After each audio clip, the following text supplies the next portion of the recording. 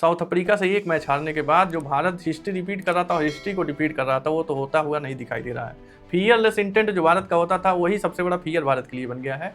आप देखिए सूर्य कुमार यादव ना तो बैटर रह पा रहे हैं, ना तो कैप्टनसी अच्छे से हो पा रही है। बहुत सारी चीज़ें जो एक नया कड़वा सच निकल के आ रहा है, अब उस पर देखिए बात करना जरूरी भी हो गया है।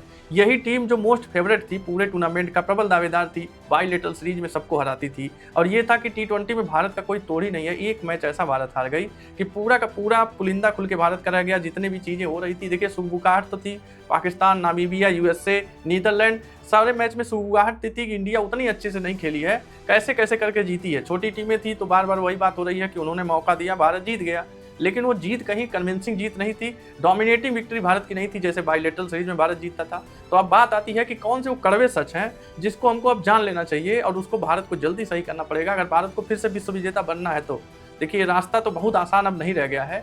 जिस तरह से वेस्ट इंडीज जिम्बाब्वे को जिस तरह से हराया है, उस तरह से अब तो एकदम लग रहा है कि इस रेस में वेस्ट इंडीज शायद कहीं भारत से आगे निकल गया है। और यही वेस्ट इंडीज टीम बता दी कि भारत में स्पिन खेलना, आप स्पिनर हो, सिकंदर रजा हो, कोई भी हो, खेलना उनको कोई इम्पॉसिबल टास्क नहीं है। रोमन पावेल और सिमरन हेटमायर ने सिकंदर रजा को 3 ओवर में 52 रन बना दिए। आप सोच लीजिए 250 रन वेस्ट इंडीज बना दे रही है, तो वेस्ट इंडीज इस दौर में कितना आगे निकल चुकी है। तो उस हिसाब से अब देखा जाए भारत जो स्पिन ट्रैप में फंसता जा रहा है, तो क्या क्या चीज़ें भारत के लिए आ रही हैं, कुछ चीज़ों पे हम चर्चा करेंगे। तो पहला सबसे बड़ा हम चर्चा करने वाले हैं कि सूर्या की बैटिंग और सूर्या के कैप्टनसी को लेकर थोड़ी सी बात होनी चाहिए। तो देखिए सबसे बड़े अगर कड़वे सच की बात करें तो सूर्या ना तो बैटिंग में चल रहे हैं, ना तो कैप्टनसी उनकी ठीक है। देखिए भारत को चाहिए एक बैटर, सूर्य कुमार यादव एक बैटर भारत के लिए सबसे जरूरी है, क्योंकि अगर लीडरशिप की बात हो तो भारत में लीडर की कमी नहीं है। हार्दिक पांड्या बहुत अच्छे लीडर हैं, ईशान किशन भी झारखंड को अपने यहाँ लीड करते हैं, बहुत सारे हैं जो IPL में भी लीड कर चुके हैं अपने टीम को, अच्छे लीडर हैं। T20 फॉर्मेट में वैसे भी बहुत ज़्यादा लीडरशिप की जरूरत नहीं है, आपके पॉजिटिव इंटेंट की जरूरत है, परफॉर्मेंस की जरूरत है। सूर्य कुमार यादव बतौर कप्तान से ज़्यादा जरूरी है सूर्य कुमार यादव बतौर बैटर, क्योंकि देखिए भारत बैटिंग क्राइसिस से जूझ रहा है। बल्लेबाजी की बात करें, 187 रन भारत चेज नहीं कर पा रहा है।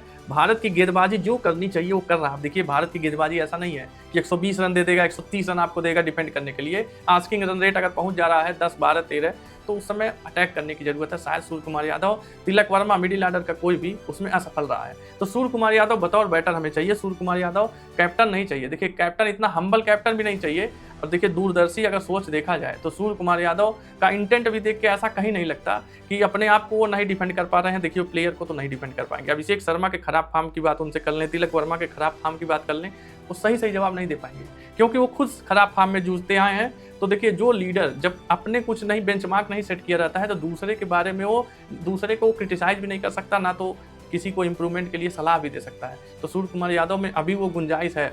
दूसरी अगर हम बात करें स्पिन ट्रैप की भारत की, जो भारत स्पिन के खिलाफ फंसता है, तो देखिए उसका एक लॉजिक आ रहा है कि भारत के खब्बू बल्लेबाज जो लेफ्टी हैं शुरू में आ जा रहे हैं, 1, 2, 3, शुरू में भारत के लेफ्टी हैं, शुरू में 5 से 6 लोग लेफ्टी ही भारत के हिसाब से है। लेकिन देखिए भारत में यही भी बात हो रहा है कि भाई लेफ्टी हैं, आप स्पिनर हैं, तो फंस जा रहे हैं। मार्करम फंसा दिए उधर, सिकंदर राजा आगे जाके फंसाएंगे, गुरकेश मोती हैं वेस्ट इंडीज के, वो फंसाएंगे, अकील हुसैन अभी वेस्ट इंडीज इंतजार कर रहे हैं, वो लोग फंसाएंगे। तो भारत पहले फंसता आया है, उससे पहले आर्यन दत्त फंसा रहे थे, उससे पहले सलमान अली आगा से भारत फंस रहा था। लेकिन देखिए ऐसा नहीं है कि लेफ्टी और देश में नहीं थे, और भारत में ऐसे लेफ्टी महान नहीं रहे, और उनके टाइम ऐसा भी नहीं था कि आप स्पिनर नहीं थे जो उनको परेशान नहीं करते थे। देखिए युवराज सिंह आप देख लीजिए, भारत के लेफ्टी देख लीजिए, आप ऑस्ट्रेलिया के लेफ्टी देख लीजिए, और आप स्पिनर ऐसा नहीं अभी पैदा हुए हैं, पहले आप स्पिनर नहीं थे और पहले लेफ्टी नहीं थे, पहले लेफ्टी बल्लेबाज भी थे, पहले आप स्पिन गेंदबाज भी थे, तब नहीं फंसते थे। तो देखिए भारत को मेरे हिसाब से इस पर नहीं ध्यान देना चाहिए कि सफल कर दें, सूर्य कुमार यादव को नंबर 3 पे भेज दें और तिलक वर्मा को नंबर 4 पे भेज दें, तो लेफ्टी राइटी का थोड़ा सा ब्रेक हो जाएगा स्ट्रीक, तो उस हिसाब से हम आप स्पिनर से बच जाएंगे। हमें आप स्पिनर खेलने आना चाहिए, हमें सफल नहीं करना है। सफल करना देखिए इसका लॉन्ग लास्टिंग इसका सलूशन नहीं रहेगा कि आप लेफ्टी की जगह राइटी भर दीजिए, संजू सैमसन को आप लेते आइए, यही आपका सलूशन है। आपको स्पिन खेलने आना चाहिए, चाहे आप स्पिनर हो, चाहे लेग स्पिनर हो, फिंगर स्पिनर हो, कोई भी हो, आपको अगर स्पिन खेलने आ गया तो क्या लेफ्टी क्या राइटी, पूरे लेफ्टी हो जाए या पूरे राइटी हो जाए, फर्क नहीं पड़ता है। T20 के आप बादशाह थे तो बादशाह हमेशा बने रहेगा, बादशाह आपकी हमेशा कायम रहेगी। और तीसरे सबसे बड़े कड़वे सच की बात करें तो हम बाइलेटरल सीरीज के जो शेर हैं उनको हम कहीं वर्ल्ड कप विनर मान चुके हैं, हम वर्ल्ड कप चैंपियन समझते हैं उनको, जो बाइलेटरल सीरीज के शेर हैं। देखिए न्यूजीलैंड को हराया भारत ने, साउथ अफ्रीका को हराया, ऑस्ट्रेलिया को हराया, एशिया कप हराया, और छोटी मोटी टीम को T20 सीरीज भारत आसानी से हरा देती है। बाइलेटरल सीरीज होते हैं, आपस में टूर्नामेंट खेलने होते हैं, तो भारत वहाँ पे हमेशा हावी होती है। तो हम कहीं न कहीं ये झूठा एक सच मान चुके हैं कि हमें वही वो विश्व विजेता है, टूर्नामेंट भी खिला दोगे, आईसीसी के T20 वर्ल्ड कप खिला दोगे, भारत विश्व विजेता बन जाएगा, ऐसा नहीं है। ये सपना टूटा है। देखिए नींद से जगाया है सबको, जो लोग भ्रम में जी रहे थे कि भारतीय टीम जैसे न्यूजीलैंड, ऑस्ट्रेलिया, साउथ अफ्रीका को अपने घर में रौ दी है, ऑस्ट्रेलिया को उनके घर में जाकर T20 में हराई है, उसी तरह यहाँ भी हराएगी।